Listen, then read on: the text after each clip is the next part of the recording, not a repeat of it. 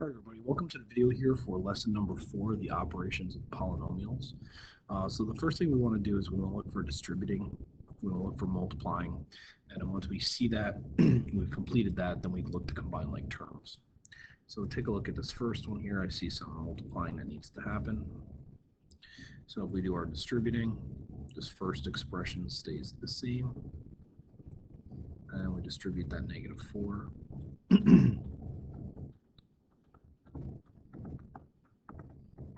And then if we put this in standard form, we know that we want to put the largest exponents first, so combine your x cubed, so -5x cubed. Combine your x squared second, so it'll be 14x squared. Combine your x's next, so that'll be -37x. And your constants, that'll be -3. Nice little cubic polynomial there. For the next one, if you remember our quick little trick here, you don't have to actually do all this multiplication. You just remember it's x squared plus 6 plus 9, or 6x, sorry, plus 9. Where did I get that from? I added 3 to itself. I multiplied 3 to itself. That's where the two numbers come from. Minus x squared plus 8x plus 16. Now, if you can't do that, or you forget the rule, you could always make your boxes. You have your x, your 4, your x, and your 4, and go through there. Now, if you do your distributing, because remember you need a parenthesis here because of that subtraction sign, you get x squared plus 6x plus 9 minus x squared minus 8x minus 16. X squareds cancel. You're left with -2x minus 7. Next one, you got to do division first. So I know a lot of you are tabular people, so I'll do the tabular method of division here. So we have an x and a -3. The first thing I want to make is x squared. So it's going to make that column x. X is 3x. I want my x's to make -5, so 2x. -2 is on top. We get 6, so that works. So this entire expression here is going to reduce to just x minus 2 plus x squared plus x plus 1. That's what that fraction is equal to. Combine your like terms, x squared plus 2x minus 1, you get our answer.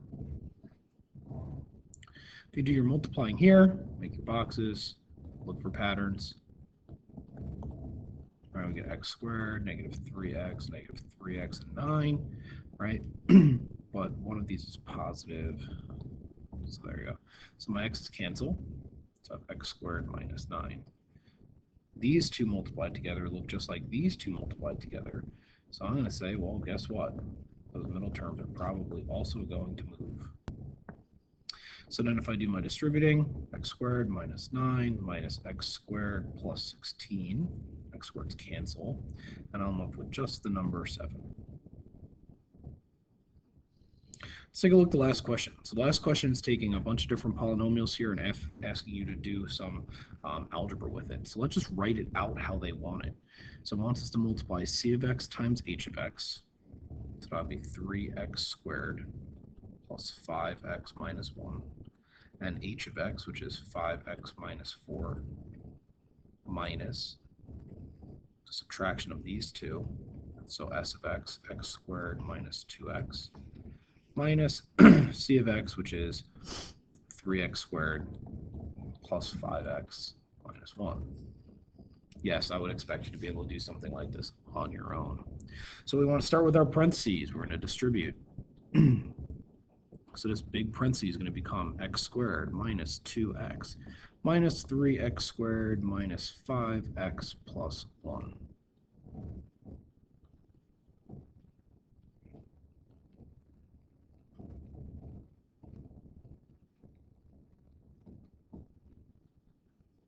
And then we just rewrite what's over there. Before I can distribute this negative, or I can do it now, I want to combine up some like terms and do some multiplying here. All right, so if you make your boxes here, all right, you have 5x and -4, 3x squared, 5x and -1.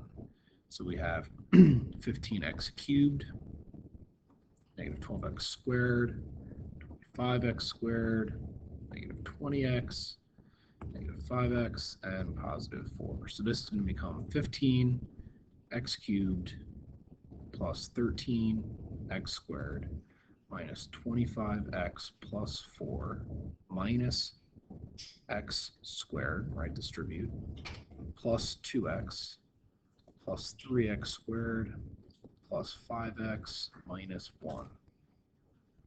So if we start combining up some like terms here, I have a 15x cubed, nothing combines with that. I have 13x squared, negative x squared, and positive 3x squared. So that's going to become 15x squared.